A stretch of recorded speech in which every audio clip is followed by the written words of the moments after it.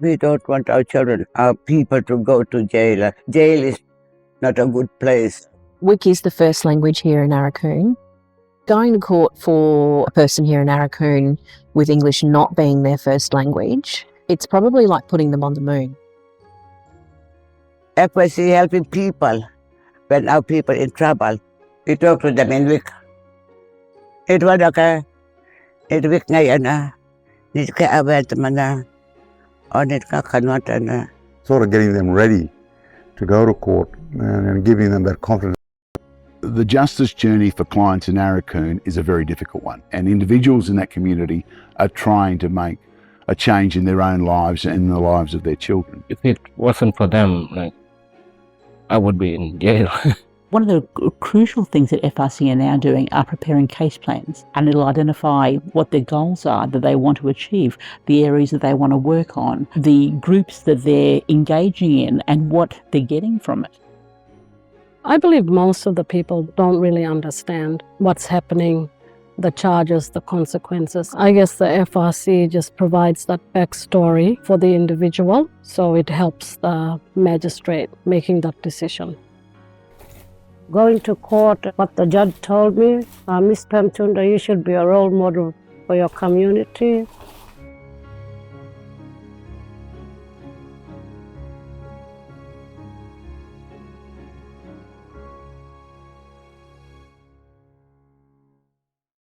Hi, I'm Rod Curtin. I'm the Deputy Commissioner with the Family and Responsibilities Commission. We titled the project My Justice Journey because what we wanted to do is to make sure that the FRC could enter a partnership with ATSILS and work together to see if we could make a difference to how they experience justice.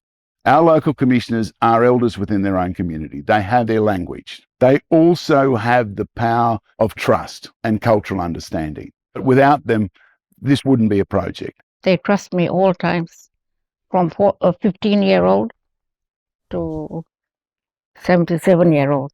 They trust me. My role is to get the clients who go into court. It's my community. I can help people. You see, sometimes some people feel nervous. So just talking to me, we've got a notification from the justice, saying that this person has a huge amount of fine, and then they talk me to it, how you gonna pay it off? And they told me that you're gonna have to do call the fine and try and set up a payment that works for you. Yeah. If it wasn't for them, I would be in jail.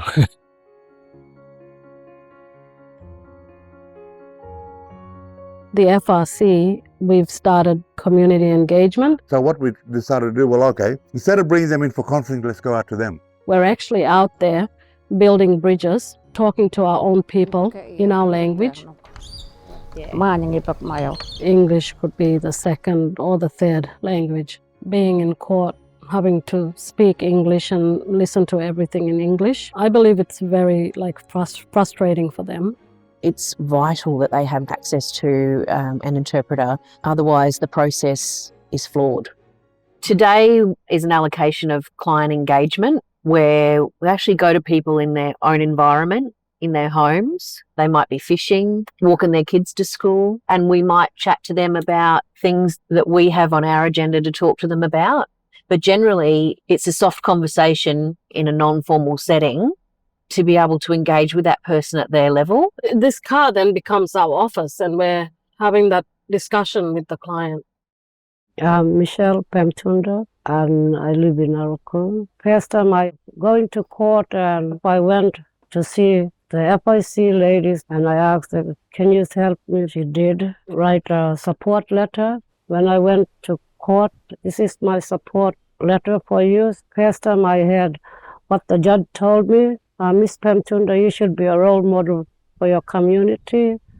I came home thinking about what the judge told me. I was over the moon. After I went to well-being, doing my activities and that, getting help from the well-being women's group. We explain him in language. Tan wik ngayon they listen. strong words every time we say. Send them to well-being, empower. When they go court, the judge look, they interested in going on. Well-being, empower. The judge look good. Instead of tanang kutsaw ang tanangan, jail lagi through that paper, they stop. Do fine, that's all.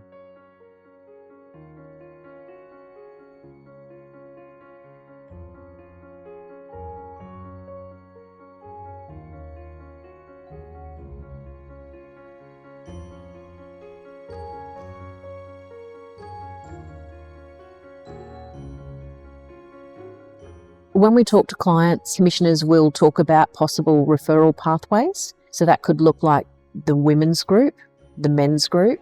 It could be to money management. It could be somebody like RATSIC who help with children and child safety matters.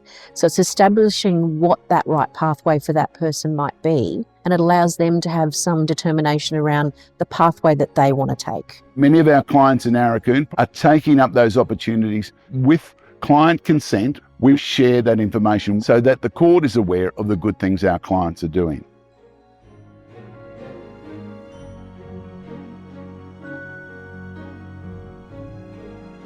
So I'm a solicitor here with the Aboriginal and Torres Strait Islander Legal Service. Just to have the clients being helped to court, because so many clients have difficulty even just getting to court, having somewhere they know to expect court, they've got assistance getting there.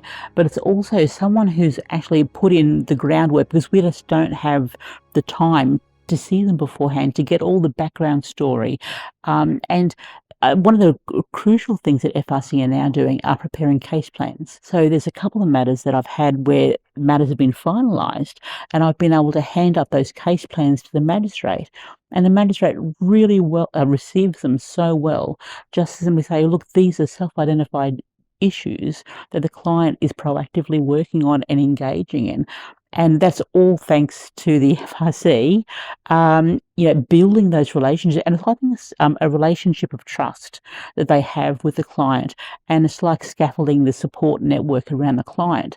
So they're not just overwhelmed by once a month, sort of we arrive in town and, impose penalties and then we leave again, where FRC are on the ground and they're building those relationships and those trust. The difference we're finding in that people are being presented with options before court, and having that knowledge with them and being comfortable with the FRC sharing that information means that by the time they talk to us at court, which is always a daunting experience and not in a private setting, particularly in Aurukun, it does mean that there's a level of pre-knowledge or foreknowledge on their behalf with what options they might have. It's not like people are going into the courtroom and automatically they're guilty, right? They are getting their story heard. Why did this person do that? What made him or her act that way? So often there was a reluctance on our clients to share, and that came through that shame and that fear. FRC mobs know what you're doing.